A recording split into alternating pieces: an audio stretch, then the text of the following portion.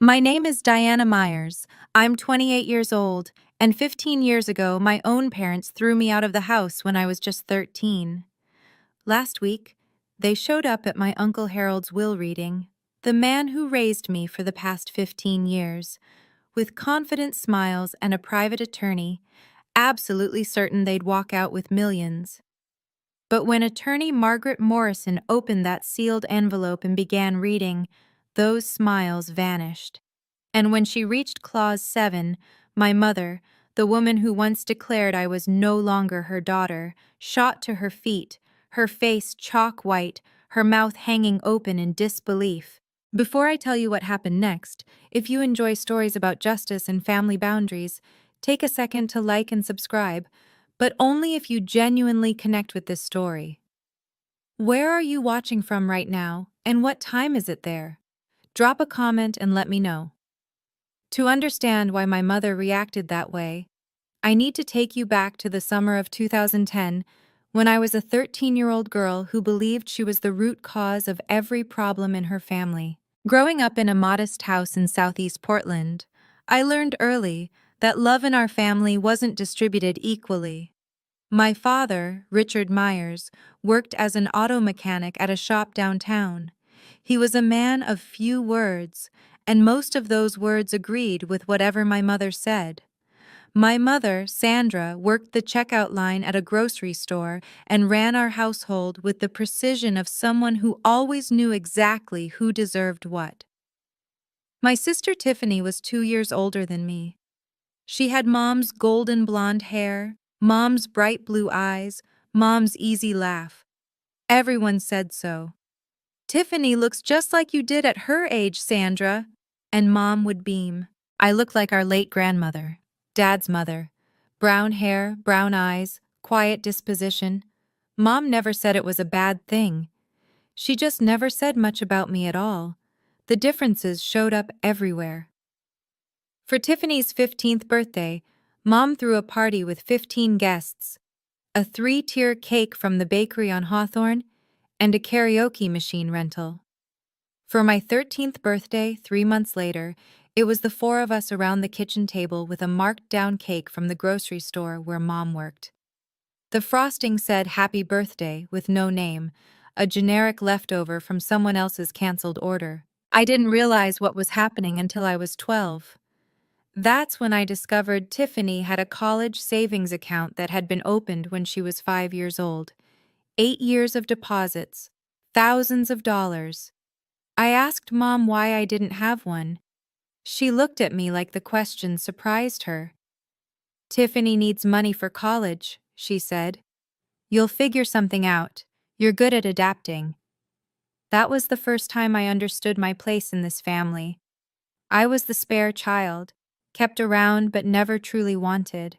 The summer of 2010 changed everything. In April of that year, I applied for the Oregon STEM Summer Academy at Oregon State University. It was a 6-week residential program for students who showed exceptional promise in science and mathematics. The scholarship covered everything: tuition, room and board, materials. Total value: $4,200.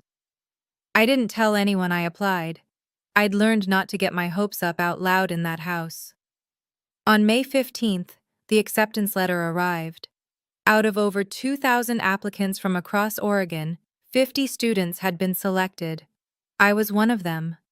For exactly one afternoon, I felt like I mattered. Then Tiffany found out about a performing arts camp in California that her drama teacher had mentioned. 3 weeks, no scholarship, price tag, $3,800. That night at dinner, Mom announced the solution she'd worked out in her head. "Diana, you'll decline that science thing. We can't afford to send both of you to summer programs, and Tiffany's camp will help her college applications." She said it like she was discussing meal planning, not crushing someone's dreams. I stared at my plate. The words came out before I could stop them. "No." The whole table went silent. Even the refrigerator seemed to stop humming. "Excuse me?" Mom's voice dropped to that dangerous register I'd heard her use on store customers who tried to use expired coupons. "This scholarship isn't your money to redirect," I said, my voice shaking but clear. "I earned this. It's mine." Mom looked at me like I'd transformed into a stranger right before her eyes. "If you can't sacrifice for this family," she said slowly, "then you're not part of this family." At 13, I thought she was just angry. I didn't realize she meant it literally. 3 days after that dinner, I came home from the public library to find my belongings packed into 2 black garbage bags sitting on the front porch. My mother stood in the doorway, arms crossed. She didn't look angry anymore. She looked resolved, like someone who'd just finished an unpleasant chore. "I called Harold," she said. "He'll be here to pick you up. From now on, you're his problem." I stood there on the porch I'd known my entire life, trying to process what was happening. Behind Mom, I could see Dad in the hallway. He didn't look at me. He didn't say anything. I looked up at the second-floor window. Tiffany was watching from behind the curtain. When our eyes met, she stepped back into the shadows of her room. She didn't come down. I waited on that porch from 6 in the evening until 10 at night. 4 hours. My mother went back inside after the first 5 minutes. The porch light never came on. Uncle Harold lived in Seattle, 3 hours away. He drove through the night to get to me. When his gray Honda pulled into the driveway, I was still sitting on those garbage bags, knees pulled to my chest. He got out without saying anything at first, just walked up, looked at me, and wrapped me in a hug so tight I couldn't breathe. "From now on," he said quietly, "you have a home." That night, as we drove north through the darkness toward Seattle, I didn't know that my mother had signed a document before Uncle Harold left. I didn't know what it meant. I was just a scared kid staring out the window, wondering what I'd done wrong. It would take 15 years for that document to resurface, and when it did, it would change everything. Uncle Harold's house in Seattle's Ballard neighborhood wasn't large, but it felt enormous compared to the cramped space I'd occupied in my family's home. For the first time in my life, I had a room that was entirely mine. More importantly, I had someone who believed in me. Uncle Harold had built Myers Property Holdings from scratch, a commercial real estate company he'd started with a single small office building he'd purchased after working double shifts for 6 years. By 2010, he owned 8 properties across the Seattle metro area. He never married, never had children. When I arrived on his doorstep with nothing but 2 garbage bags, he didn't just take me in. He invested in me. Over the next 4 years, I poured myself into school. I graduated from Ballard High in 2014 as class valedictorian, president of the math club, with a 4.0 unweighted GPA. The University of Washington offered me admission with a partial scholarship to their Foster School of Business. By 2018, I had my bachelor's degree in finance, graduating summa cum laude with a 3.94 GPA. Uncle Harold had given me internship opportunities at Myers Property Holdings starting my sophomore year. I learned the business from the ground up: data entry, lease analysis, tenant relations, property assessments. In 2019, after 18 months at a Big Four-style accounting firm I'll call Mitchell & Partners, I earned my CPA certification. 1 year later, Uncle Harold offered me a position as controller. By 2021, I was CFO. On my 26th birthday, I managed a portfolio of 12 commercial properties with a combined value of $23.7 million. Uncle Harold sent me an email that day. I still have it saved. The subject line read, "To my daughter." The message was simple. You don't need to prove anything to the people who abandoned you, but you do need to prove to yourself that you're worthy. You have. Happy birthday, Diana. In 15 years, my biological family reached out exactly 3 times. The first was in 2012. My mother called Uncle Harold's phone, not mine, to ask for $5,000. Dad had lost his job at the auto shop. Times were hard. Surely Harold could help his own brother. Uncle Harold declined. He told me about the call afterward. his jaw tight. "They haven't asked about you once," he said. "Not how you're doing in school, not if you're okay. They just want money." The second contact came in 2016. Tiffany mailed me a wedding invitation. No personal note. No, "I hope you're well." Just the formal printed card with my name and Uncle Harold's Seattle address. I didn't attend. I didn't send a gift. I didn't respond at all. The third was in 2020. My mother sent me an email, the first direct contact she'd initiated since throwing me out. The subject line was, "Checking in." The message mentioned that she'd seen an article in Seattle Business Journal about Myers property holdings expanding into the East Side market. She hoped I was doing well, and suggested we should catch up sometime. I deleted the email without responding. I wasn't holding grudges. I had simply built a life that didn't include them, and I saw no reason to change that. In the summer of 2024, Uncle Harold received a diagnosis that changed everything. Congestive heart failure, advanced stage. The doctors gave him 12 to 18 months. He lasted 8. During those final months, Uncle Harold met with his estate attorney multiple times. He updated his will in June 2024, 6 months before he passed. When I asked him about it, he just smiled. "Everything's taken care of," he said. "You focus on the business. I've handled the rest." I didn't know what he'd written. I didn't know about the clauses. I trusted him completely. I had no idea what was coming. Uncle Harold passed away on February 28, 2025. He went peacefully in his sleep at Swedish Medical Center with me holding his hand. 1 week later, on March 7th, I was in my office at Myers Property Holdings when my phone buzzed with an unknown Portland number. I almost didn't answer. "Diana?" The voice was immediately recognizable. 15 years hadn't changed my mother's particular way of saying my name, like she was tasting something she wasn't sure she wanted to swallow. "Sandra." I kept my voice neutral, not Mom, just her name. A brief pause. I could almost hear her recalibrating. "I heard about Harold," she said. "I'm so sorry for your loss. I was thinking I should come up for the memorial service, pay my respects. The memorial was 3 days ago." Another pause. "Oh, well, I also heard there's a will reading coming up. Family has a right to attend these things, you know, especially when it involves a brother's estate." There it was, the real reason for the call. "How did you find out about the will reading?" "I have an attorney, Victor Harrington. He made some calls." The name sparked a faint memory. Uncle Harold had mentioned a Victor Harrington once, an attorney he'd consulted years ago and decided not to work with.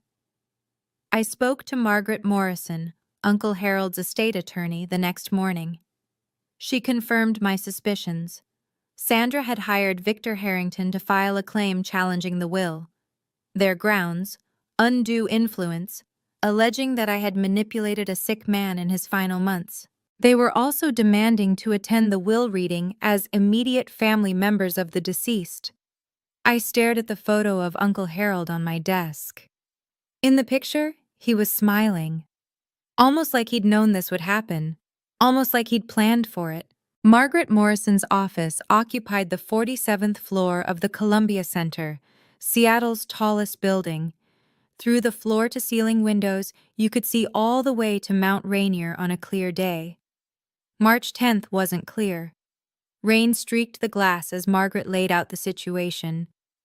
Victor Harrington filed a formal challenge to the will on behalf of Richard and Sandra Myers, she said, sliding a document across her desk. "The claim alleges undue influence. They're arguing that you isolated Harold from his family during his illness and pressured him to change his estate plan." I read through the filing, my stomach tightening with each paragraph.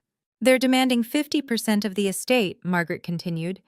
"Their legal theory is that as Harold's only surviving sibling, Richard should be entitled to inherit under intestacy rules, or at minimum, receive a significant share that reflects the natural bonds of brotherhood.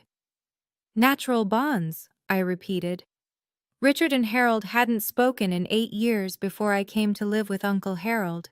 Did you know that? Margaret nodded. I'm aware. Harold told me the whole history, but that's not what concerns me about this filing. She pulled out another page from her folder. They don't need to win this case.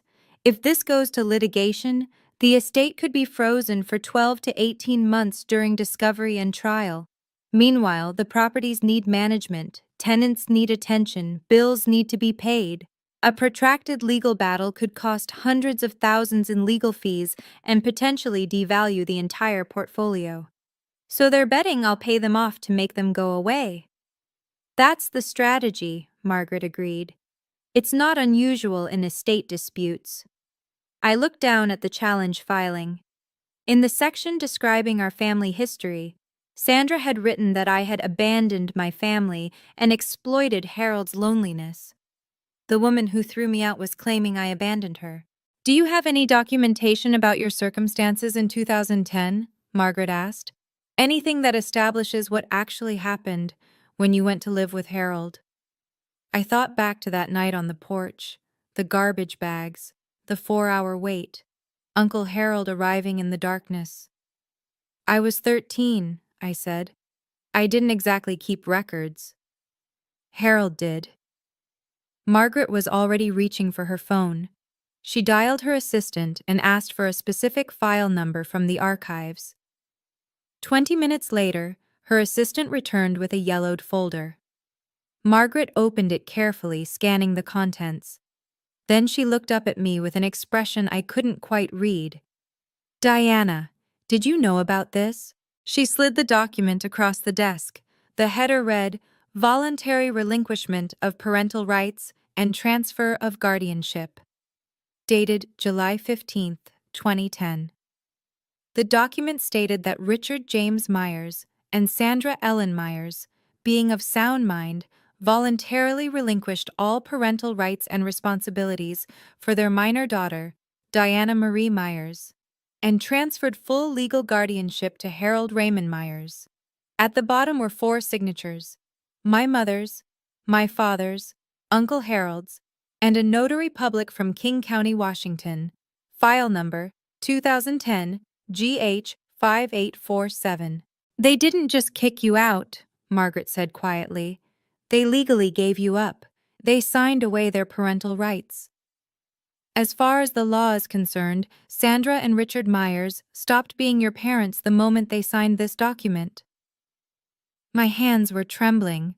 I'd been 13 years old, sitting on a porch in the dark. I had no idea my mother had been signing papers inside the house. What does this mean for their claim? Margaret's expression shifted. It means Richard has no standing to claim inheritance through familial relationship. Legally, he's not your parent. He severed that connection himself, in writing, with witnesses 15 years ago. Margaret offered me 2 paths forward. Option 1, we negotiate, she said. I reach out to Harrington, explain that their legal position is weaker than they realize, and offer a settlement. $500,000 to $1 million in exchange for them withdrawing their challenge and signing a waiver of any future claims. It's faster, cleaner, and avoids any public spectacle. And option 2? We proceed with the will reading as scheduled. They've demanded to attend as family members. We let them. Then we present the evidence. The guardianship transfer document, the full history, everything Harold wanted disclosed in the event of a challenge. She paused. Harold anticipated this, Diana. He left specific instructions for how to handle exactly this scenario. He wanted the truth on the record. I went home that night and couldn't sleep. I sat in the living room of the house Uncle Harold had left me, staring at the family photos on the mantel. There were pictures of me at every stage: high school graduation, college commencement, the day I got my CPA license, my first day as CFO. In every photo, Uncle Harold was beaming beside me. There were no photos of Richard or Sandra, not one. I thought about Uncle Harold's words from that email years ago. You don't owe them anything, but you owe yourself the truth. At 7 the next morning, I called Margaret. I want the will reading to proceed, I said. No settlement, no buyout. If they want to be present for this, let them. But we're not hiding anything. Are you sure? Once this becomes public, they chose to make this public when they filed their challenge. I'm just respecting their choice. The will reading was scheduled for Friday, March 14, 2025, at 2:00 p.m. in the Morrison and Associates conference room. 5 days away. The next few days were a blur of preparation. My best friend Elena Torres, we'd met when she joined Myers Property Holdings as HR director 3 years earlier, helped me organize the documentation. She was the only person besides Margaret who knew the full story of my childhood. 47 emails, Elena said, looking up from her laptop in my office on Wednesday evening. 47 emails from Harold to you over 10 years, documenting his relationship with you and his reasons for estranging himself from Richard. The emails painted a clear picture. In 2002, Richard had borrowed $80,000 from Harold with a promise to repay it within 5 years. 23 years later, not a single dollar had been returned. That broken promise had fractured their relationship. My arrival in 2010 had nothing to do with their estrangement. It had already been festering for 8 years. Elena also pulled the financial reports from my 3 years as CFO. Under my leadership, the Myers Property Holdings portfolio had grown from $17.7 million to $23.7 million, a 34% increase in value. Occupancy rates averaged 96%. Tenant satisfaction scores were the highest in the company's history. On Thursday evening, I met with Dr. Lauren Hayes, the therapist I'd been seeing since my early 20s. Remember why you're doing this, she said. You're not seeking revenge, you're closing a chapter. There's a difference. What if I feel satisfaction when they realize they've lost? Dr. Hayes smiled gently. That's called justice, Diana. Feeling validated when the truth comes out isn't the same as cruelty. The question is what you do afterward.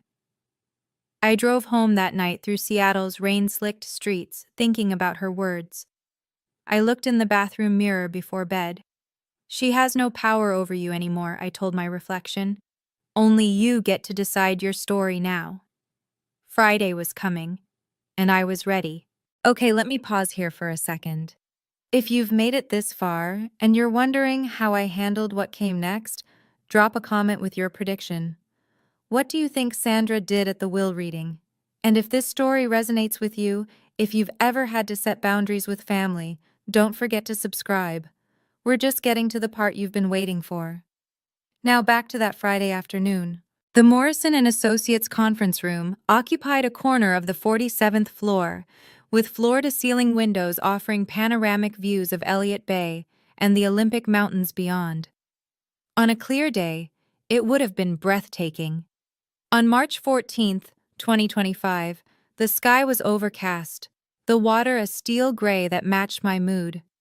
I arrived 15 minutes early at 1:45 p.m.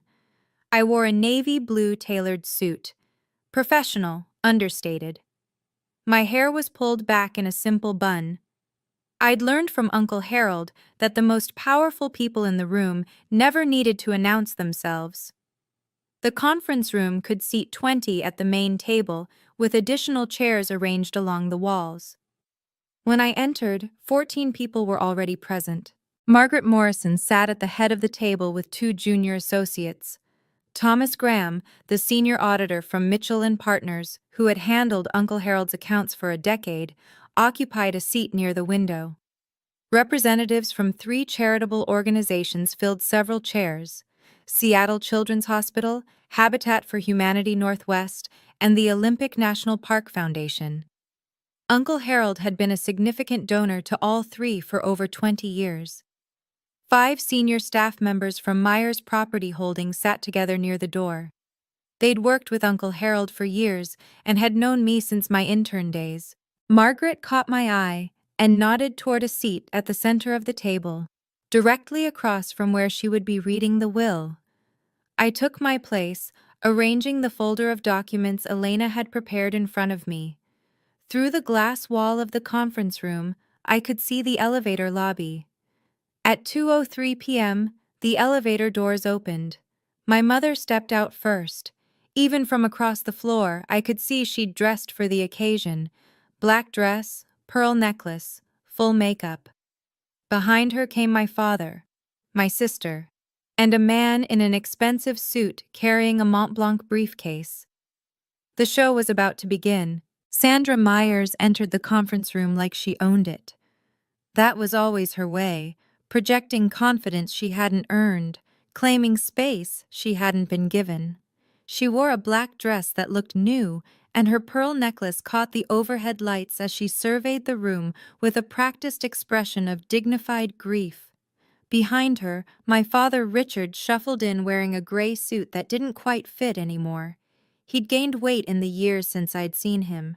His eyes found me briefly, then darted away. He'd always been good at looking away. Tiffany followed in a pastel pink dress, an odd choice for a will reading, like she'd gotten confused about what event she was attending. At 30, she looked tired in a way that had nothing to do with the early morning flight from Portland. Their attorney, Victor Harrington, brought up the rear. He was tall, silver-haired, with the kind of polished confidence that came from decades of high-stakes litigation. His Mont Blanc briefcase probably cost more than my first month's salary at Mitchell & Partners. Sandra's gaze swept the room until it landed on me. "Ah," she said, her voice carrying in that way she'd perfected. "You're here already." I didn't stand. Sandra. The single word, her name, not Mom, made her pause mid-stride. Something flickered across her face. Then she recovered. "I was hoping we could speak privately before this starts. Family matters should be handled by family." "The proceedings begin in 2 minutes," I said. "I'm sure whatever you have to say can wait." Margaret Morrison rose from her seat.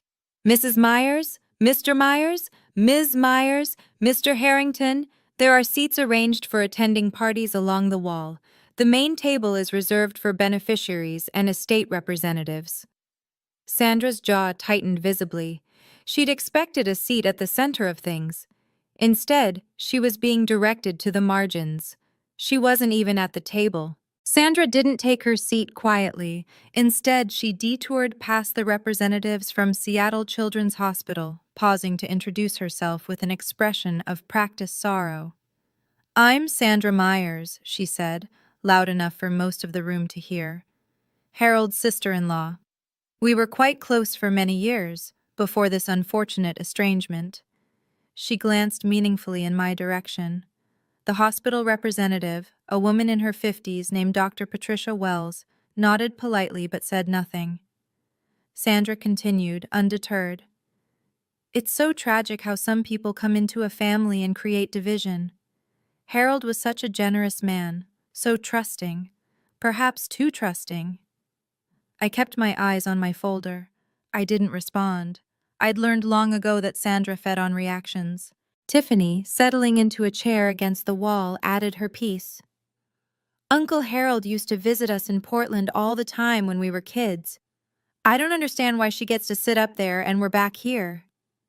Victor Harrington was already taking notes, his pen moving across a legal pad, documenting everything, building their case, looking for any reaction he could twist.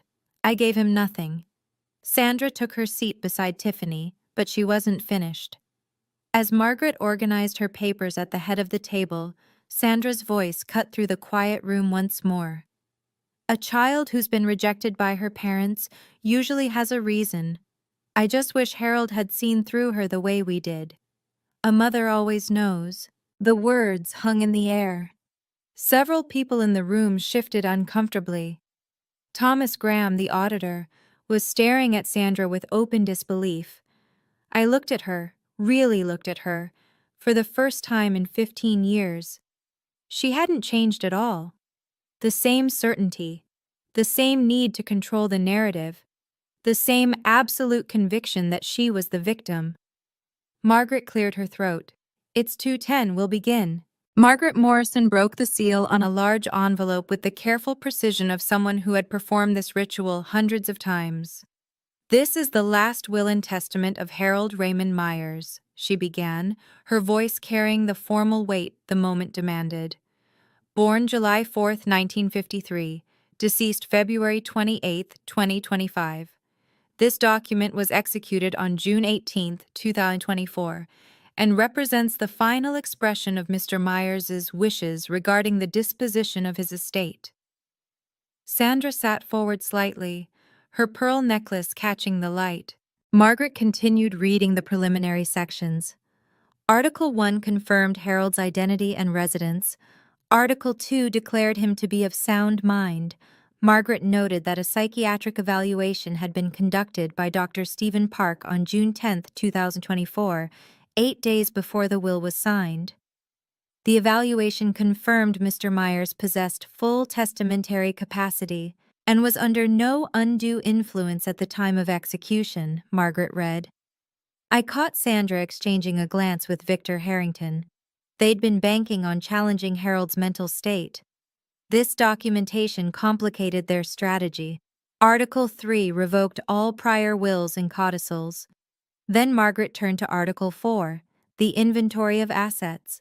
At the time of death, Mr. Myers' estate included the following: 12 commercial properties located throughout King County and Snohomish County with a combined assessed value of $18.2 million. Investment accounts containing diversified equity holdings valued at approximately $4.1 million. Cash and liquid assets totaling $1.4 million. I heard Tiffany whisper to Sandra, "That's almost $24 million." Sandra nodded, her eyes calculating. Margaret looked up briefly. "The will contains 47 pages. I will now proceed to Article 5, which addresses specific bequests and exclusions." She turned the page and adjusted her reading glasses.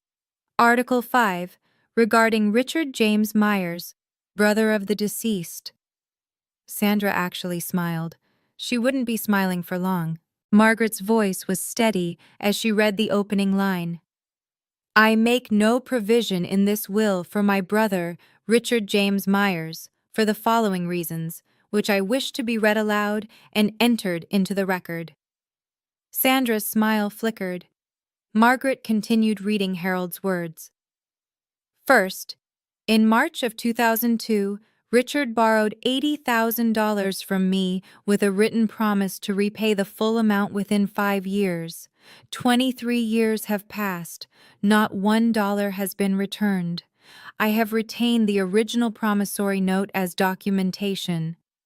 Richard's face went pale. He hadn't expected this. Second, on July 15, 2010, Richard and his wife Sandra voluntarily executed a legal document relinquishing all parental rights to their daughter Diana Marie Myers, transferring full guardianship to me. This document was properly witnessed and notarized. Sandra shot to her feet. "What does that have to do with anything?" Margaret paused, looked at Sandra over her glasses, and continued reading without acknowledging the outburst. "The significance of this document is as follows. By legally terminating their parental relationship with Diana, Richard and Sandra severed any claim they might have had to inherit from me through her. Diana is my legal heir. Richard is not her legal father. Therefore, Richard has no familial relationship with my designated heir, and no standing to challenge this will on grounds of family connection." Richard stood now, too. "This is ridiculous! I'm Harold's brother, his blood brother!" Victor Harrington grabbed Richard's arm, pulling him back down. But even the attorney's face had gone gray. Margaret reached into her file and produced a document. For the record, the original voluntary relinquishment of parental rights is on file with King County Family Court, file number 2010 GH 5847. I have a certified copy here, which any party may examine. She laid the document on the table. Sandra stared at it like it was a live grenade. Sandra didn't sit back down. Her composure, that careful mask she'd worn into the room, cracked visibly. Her voice rose, sharp and desperate. "This is insane! That paper doesn't mean anything. We're still her family." Margaret's voice remained level. "Mrs. Myers, I must ask you to take your seat. Disrupting the reading of a will is a matter the court takes seriously." Sandra ignored her. She pointed directly at me. "She did this. She manipulated Harold against his own family. She poisoned him against us." Dr. Patricia Wells from Seattle Children's Hospital looked uncomfortable. The charity representatives hadn't signed up for a family meltdown. Tiffany tugged at Sandra's sleeve. "Mom, sit down. People are watching." "I don't care who's watching," Sandra's voice cracked. "I want to know how this happened. Harold loved Richard. They were brothers." Finally, I spoke. My voice came out calm, steady, the way Uncle Harold had taught me to speak in difficult negotiations. Never raise your voice. Make them strain to hear you. "Sandra, you made a choice 15 years ago. You put my belongings in garbage bags and left me on a porch in the dark. Then you went inside and signed a document giving me away. I was 13 years old." The room was absolutely silent.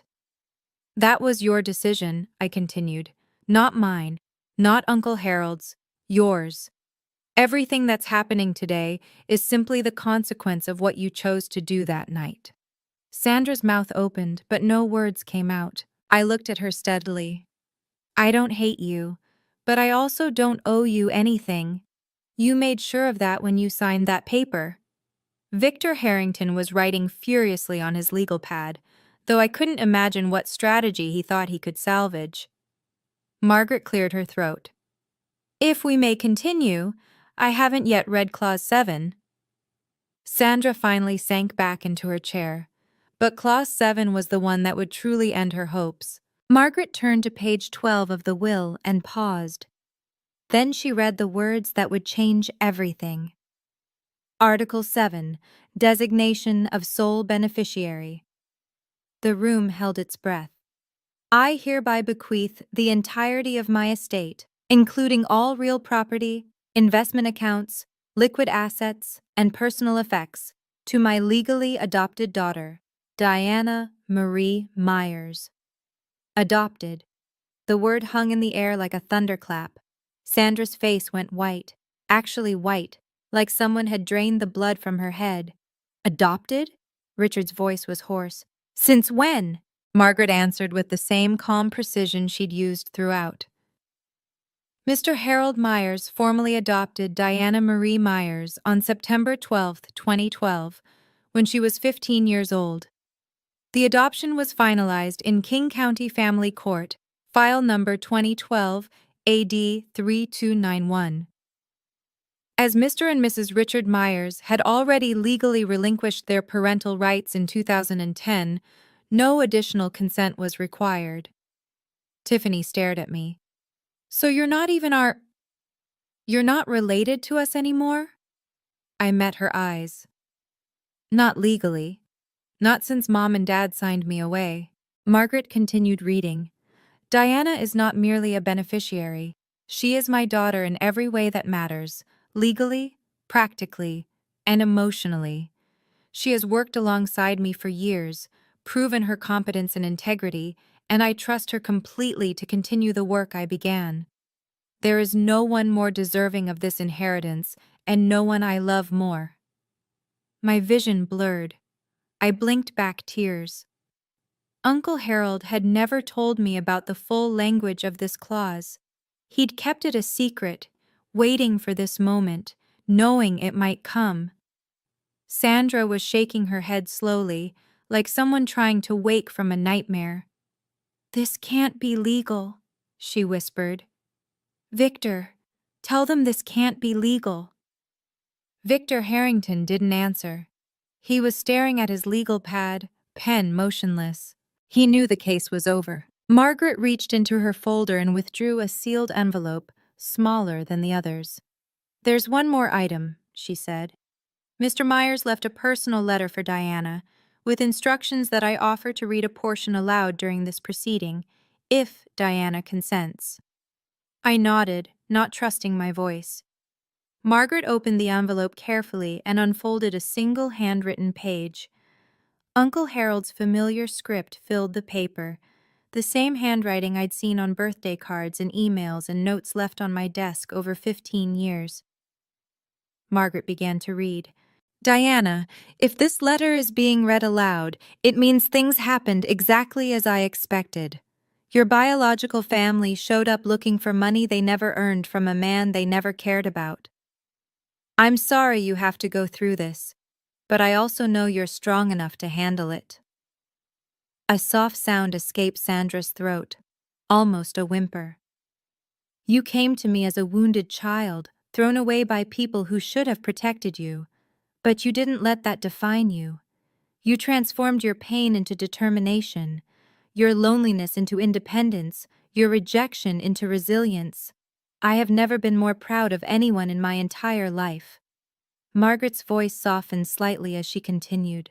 I didn't save you, Diana. You saved yourself. I just gave you a place to do it. Everything you've achieved, your education, your career, your character, you earned through your own effort. I'm leaving you my estate not because you need it, but because you deserve it. And because I know you'll use it to help others the way I tried to help you. Tears were streaming down my face now. I didn't try to stop them. Don't let them make you feel guilty for surviving them. Don't let them back in unless you choose to. You owe them nothing. You owe yourself everything. I love you, Diana. Forever your father, Harold. Sandra made one last desperate play. She stood again, but this time her voice had shifted. The anger was gone, replaced by something that was meant to sound like wounded motherhood. Diana, sweetheart, I know things were hard when you were young. I made mistakes. I admit that now. But we're still blood. We can work through this. Can't we at least talk about dividing the estate fairly? I wiped my eyes and looked at her. You gave up the right to call me sweetheart 15 years ago. I want to contest this will, Sandra announced to the room. Victor, tell them. We have grounds. Undue influence. Harold was sick. She isolated him. Victor Harrington finally spoke, though he sounded like a man reading his own obituary. Mrs. Myers, perhaps we should discuss our options privately. No, tell them, we're going to fight this, Margaret interrupted by turning her iPad around to face the room. On the screen was an email thread. Mr. Harrington, perhaps you'd like to explain this to your clients. The room went quiet. Margaret read aloud. This is an email dated March 3, 2022, from Harold Myers to Victor Harrington. The subject line is terminating services. In the email, Mr. Myers writes, Victor, I am ending our professional relationship. Your advice that I include Richard in my estate plan despite his years of financial exploitation and his treatment of Diana is unacceptable. I will be engaging new counsel. She looked up at Victor. You previously represented Harold Myers. You were terminated because you advocated for Richard's interests over Harold's wishes. And now you've accepted this case against Harold's estate, without disclosing that conflict of interest to your current clients. Victor's face had gone the color of old concrete. Sandra turned to stare at him. You told me we would win. He had no answer. Victor Harrington stood up abruptly, gathering his Mont Blanc briefcase with shaking hands. I need to review these documents, he said, his voice stripped of its earlier polish. We should discuss our options privately, Mrs. Myers. Discuss what? Sandra's voice was rising again. You're leaving? Right now? In the middle of this? Victor didn't answer. He was already moving toward the door, walking with the stiff gait of a man who knew his career might be imploding. Victor! Sandra called after him. Victor! The conference room door closed behind him with a soft click. Sandra stood frozen, abandoned by her own attorney in front of everyone she'd hoped to impress. Richard hadn't said a word in minutes. He sat slumped in his chair, staring at the floor. He'd spent his whole life following Sandra's lead, and now she had led them both off a cliff. Tiffany was crying quietly. I couldn't tell if she was upset about the money or about the public humiliation. Sandra turned back to me one more time. The mask was completely gone now. Underneath it was just desperation, and beneath that, something that might have been the first stirrings of real regret. Diana, her voice broke. We can still, I mean, we're still a family, aren't we? Blood is blood. You could still. I stood up from the table. Sandra, you stopped being my family on July 15th, 2010. You signed the document yourself. I didn't make that choice, you did. I gathered my folder and looked at her steadily. I don't hate you. I actually feel sorry for you, but you have no claim on me. Not legally, not emotionally, not in any way that matters. I turned to Margaret. Can we continue with the remaining articles? Margaret nodded. Sandra sat down heavily. She didn't speak again for the rest of the reading. Margaret turned to the next section with practiced calm. Article 9, Charitable Bequests. The representatives from the 3 charitable organizations straightened in their seats. I direct that the following gifts be made from my estate. $500,000 to Seattle Children's Hospital, to be used for the establishment of a scholarship fund for children from disadvantaged backgrounds. $300,000 to Habitat for Humanity Northwest, for the construction of affordable housing in the greater Seattle area. $200,000 to the Olympic National Park Foundation, for wilderness preservation and environmental education programs. Dr. Patricia Wells from Seattle Children's Hospital nodded solemnly. Harold was one of our most consistent donors for over 2 decades. This gift will help hundreds of families. The representative from Habitat for Humanity added, We've built 6 homes with Harold's previous donations. This will fund at least 4 more. Margaret continued, I also request that my daughter Diana continue the charitable giving programs I established during my lifetime at her discretion. I trust her judgment completely. I found my voice. I will. I'll honor everything Uncle Harold built. A thought occurred to me as I looked at the 3 charity representatives sitting in this room. They weren't here because the law required it. They were here because Uncle Harold had asked them to come. He'd wanted witnesses, neutral parties who could testify to exactly what had happened here today if Sandra and Richard tried to pursue their case further. Uncle Harold had anticipated every move. Dr. Wells caught my eye and offered a small, kind smile. Harold used to talk about you constantly. Every board meeting, every donor event. Diana did this. Diana achieved that. He was so proud of you. I blinked back fresh tears. Even in death, Uncle Harold had surrounded me with people who believed in me. When Margaret finished reading the final articles of the will, she turned to me. Diana, as sole beneficiary and executor, would you like to say a few words? I hadn't planned to speak, but 47 pairs of eyes were watching me, and I realized there were things that needed to be said, not for Sandra's benefit, but for my own. I rose from my seat. Most of you knew Uncle Harold far longer than I did. He took me in when I was 13 years old and had nothing. He gave me a home, an education, and most importantly, a family that chose to love me. I looked around the room, at the Myers Property Holdings employees who had watched me grow from an intern into a CFO, at the charity representatives who had witnessed Uncle Harold's generosity for decades. With this inheritance, I intend to continue everything Harold built. The properties will be managed with the same integrity he established. The charitable commitments will be maintained, and I'll be establishing a new scholarship fund, the Myers STEM Scholarship, for children from difficult family situations who need someone to believe in them. My eyes found Sandra, still sitting rigid in her chair. As for my biological relatives, I hold no grudge. I've made peace with what happened. But peace doesn't mean pretending it didn't happen, And it doesn't mean opening doors that I've worked hard to close. I took a breath. Harold taught me that family is about choice. The people who show up for you when everything falls apart, those are your family. By that definition, the people in this room who knew Harold, who worked with him, who respected him, you're more my family than the people who share my DNA. I sat back down. The room was silent for a long moment.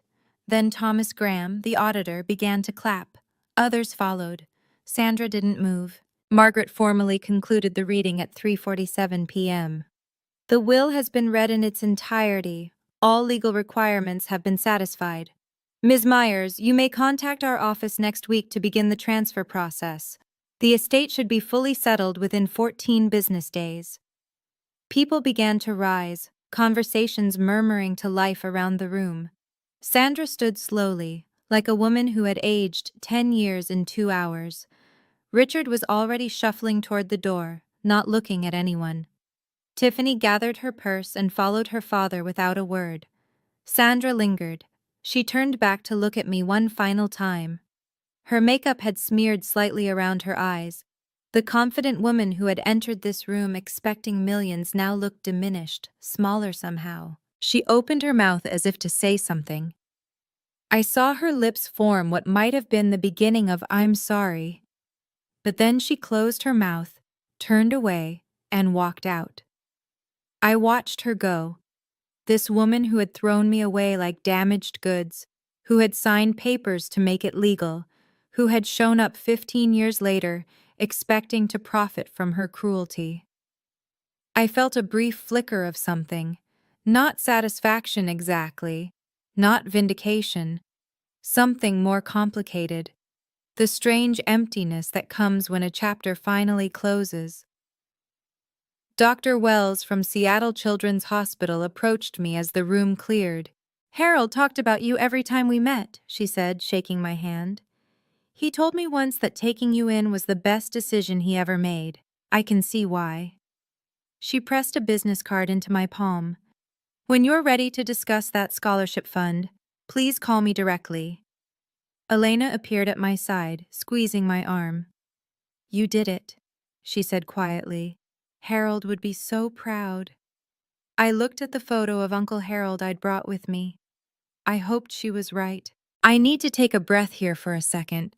That was the moment I'd been dreading and hoping for at the same time. If you've ever had to stand up to someone who hurt you, someone who still believed they were the victim, you know how exhausting it is. Have you been through something similar? Tell me in the comments. And if you want to know what happened after that conference room emptied, stay with me. The story isn't over. 1 week after the will reading, Margaret Morrison filed a formal complaint with the Washington State Bar Association. The subject, Victor Harrington's ethical violations. I didn't ask her to do it. She did it because it was her professional obligation. When an attorney witnesses another attorney violating the rules of professional conduct, reporting is required. The complaint outlined 3 violations. First, conflict of interest. Harrington had previously represented Harold Myers and gained confidential information about his estate planning. Second, failure to disclose. Harrington never told Sandra or Richard about his prior relationship with Harold. Third, misrepresentation. Harrington had led his clients to believe they had a strong case when he knew, or should have known, that their legal position was fundamentally compromised. Margaret kept me updated throughout the process. 2 months after the filing, in late May 2025, the Bar Association issued its ruling. Victor Harrington was suspended from practicing law for 6 months. He was also fined $15,000 and required to complete additional ethics training. Within weeks of the suspension, 3 of Harrington's largest clients quietly transferred their business elsewhere. I heard through legal community gossip that his firm's revenue dropped by roughly $200,000 that year. Elena asked me once if I felt satisfied by Harrington's downfall. "I didn't do anything to him," I told her. "He did this to himself. I just happened to be there when the consequences caught up." That was the truth. I hadn't sought revenge against Victor Harrington. I hadn't filed the complaint. I hadn't lobbied for his suspension. He had made his own choices, taking a case he knew was ethically compromised, lying to clients who trusted him, betting he could win through intimidation rather than merit. His career suffered because of what he chose to do. Some people build their own prisons without any help. 3 weeks after the will reading, an email appeared in my inbox from Sandra Myers, 1969, gmail.com. Subject: Please read. The message was longer than I expected. Sandra had never been one for written communication. She preferred phone calls where she could control the tone, interrupt, redirect.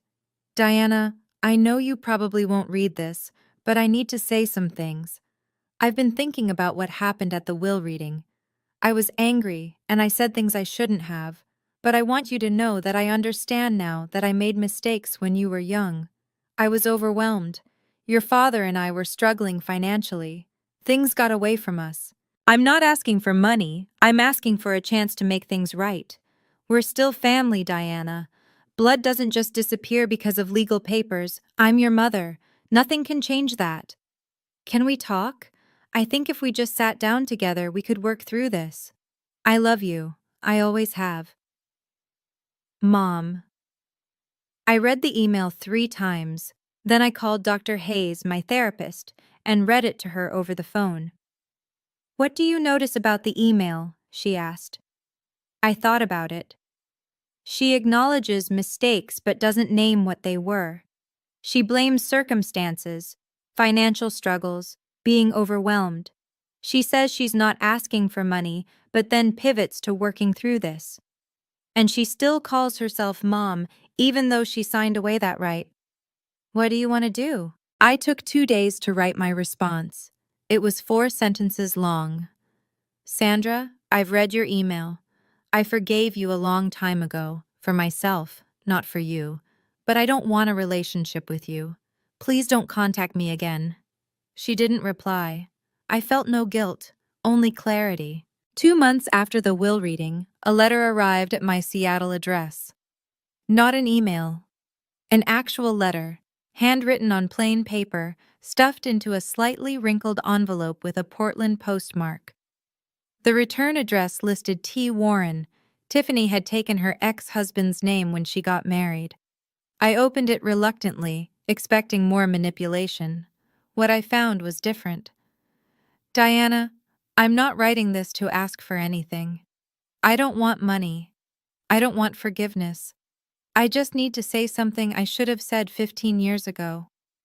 The night Mom and Dad kicked you out, I was watching from my bedroom window. I saw you sitting on the porch with those garbage bags. I watched for 4 hours. I saw you alone in the dark waiting and I never came down. I could have. I was 15. I could have brought you water or sat with you or at least told you I was sorry. Instead, I just watched from the window like a coward. That's haunted me ever since. Every time Mom would talk about you, always blaming you, always making herself the victim, I would think about that window, about what I didn't do. I'm not asking you to forgive me. I'm not asking for a relationship. I just wanted you to know that I know what I did was wrong. I failed you when you needed family most. You deserved better from your older sister. If you never want to hear from me again, I understand. But I couldn't let another year pass without telling you the truth. Tiffany. I read the letter 4 times. It was the first honest thing anyone in my biological family had ever said to me. I didn't write back immediately. I needed time to figure out what, if anything, I wanted to do with this unexpected opening. But for the first time in 15 years, I felt something other than distance when I thought about my sister. 4 months after the will reading, I finally wrote back to Tiffany. Dr. Hayes had helped me think through what I actually wanted. Not what I felt obligated to do. Not what would look generous or forgiving. What I genuinely wanted for myself. The answer surprised me. I didn't want to shut Tiffany out completely. Her letter had been the first honest acknowledgement of what happened that night. No excuses, no deflection, no requests for money, just accountability. But I also wasn't ready to trust her. 15 years of distance doesn't disappear because of one letter. So I wrote back with conditions. Tiffany, I've read your letter many times. I appreciate that you acknowledged what happened without making excuses. That took courage. I'm not ready for a full relationship, but I'm open to cautious contact under these conditions. First, no contact through mom or dad. I've ended communication with them permanently, and I need that boundary respected. Second, no discussions about money, inheritance, or anything related to Uncle Harold's estate. Ever. Third, I reserve the right to end any conversation without explanation. If I go quiet, I need you to respect that. If these conditions work for you, we can start with a monthly video call. 15 minutes, low pressure. We can talk about our lives, surface level at first. If that goes well, we can gradually build from there. This isn't me saying everything is forgiven and forgotten. This is me saying I'm willing to see if there's something worth building, but it has to be on my terms. Let me know if you accept these conditions. Diana. Her reply came 3 days later. One word. Accepted. I scheduled our first call for the following Saturday. 15 minutes. That was all I could commit to. But it was a start. The first video call with Tiffany happened on a Saturday afternoon in September 2025, 6 months after the will reading. I sat in my home office with my laptop open, watching the seconds count down until 2:00 p.m. My heart was beating faster than it had during the will reading. This felt more dangerous somehow. Confronting Sandra had been about defending myself against an attack. This was about choosing to be vulnerable. The call connected. Tiffany's face filled the screen. She looked different than she had at the will reading, less made up, more tired, but also somehow more real. "Hi," she said. "Hi." We stared at each other for a moment. 15 years compressed into a video call rectangle. "I wasn't sure you'd actually answer," she admitted. "I almost didn't." That broke something loose. Tiffany laughed, a nervous, relieved sound, and I found myself almost smiling. We kept it light, as I'd requested. Surface level. She told me about her job. She was training to become a nail technician, working toward getting licensed. She mentioned her kids, Jaden, 8, and Lily, 6, without asking me to be their aunt. I told her about the business, about Seattle weather, about nothing too personal. At 14 minutes, I said we should wrap up. "Diana?" Tiffany's voice stopped me before I could end the call. "Thank you for giving me a chance. I know you didn't have to." "This is step 1, I said. "We'll see where it goes." Step 1 is more than I expected. We scheduled another call for the following month. After she hung up, I sat in my office for a long time, processing. I didn't know if Tiffany and I would ever have a real relationship. Maybe we'd stay in this tentative place forever. But for the first time, I was the one deciding what happened next. That power was worth more than the inheritance. March 14th, 2026. 1 year exactly since the will reading that changed everything. I stood outside a modest commercial building on Capitol Hill, the first property Uncle Harold ever purchased, back in 1987, when he was a 34-year-old with a dream and barely enough money for a down payment. The building had been renovated last fall. New windows, updated HVAC, fresh landscaping. But today I was here for something else.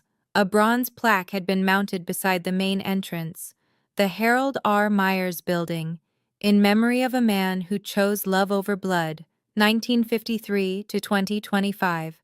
I touched the letters of his name, feeling the cold metal under my fingertips. In the years since the will reading, Myers' property holdings had grown by 12%, bringing the portfolio value to $26.5 million. Occupancy rates remained above 95%. We'd expanded into 2 new properties and upgraded 3 existing ones. More importantly, the Myers STEM Scholarship had awarded its first grants. 5 students from difficult family situations, each receiving full funding for summer programs in science and mathematics. Dr. Wells at Seattle Children's Hospital had helped select the recipients. Tiffany and I still talked once a month. The conversations had gotten slightly easier. We'd graduated from 15 minutes to 25. I'd seen pictures of her kids. She'd seen pictures of my apartment. We weren't sisters in any traditional sense, but we were something. Sandra and Richard had stopped trying to contact me. I didn't know what their lives looked like now, and I found that I didn't need to know. Elena walked up beside me, looking at the plaque. "You okay?" I considered the question. "I'm peaceful," I said. "That's even better than happy." Uncle Harold had taught me that family is a choice, and I had finally learned to choose myself. The sky over Seattle was clear for the first time in weeks. I could see all the way to the mountains. If I look at my own story through a psychological lens, there's a concept called conditional self-worth, the belief that you're only valuable if certain people approve of you. I spent the first 13 years of my life trapped in that belief. My mother's indifference felt like proof that I didn't matter. What actually saved me wasn't Uncle Harold's money, it was his unconditional acceptance. He saw me for who I was, not who I should have been. Here's what I want you to take from this story. You don't need anyone's permission to know your worth. And you have every right to set boundaries, even with family, even with parents, even with blood. Forgiveness is something you do for yourself. Reconciliation is something you choose for yourself. These are 2 different things, and no one gets to decide which one you offer. Your story is yours to write. Thank you for staying with me through this entire story. If it resonated with you, if you've ever had to find your own worth after someone tried to take it away, I hope you know you're not alone. If you'd like to hear more stories like this, subscribe and hit the notification bell. And check the description for links to similar stories about boundaries, family, and finding your own way. Until next time, take care of yourself.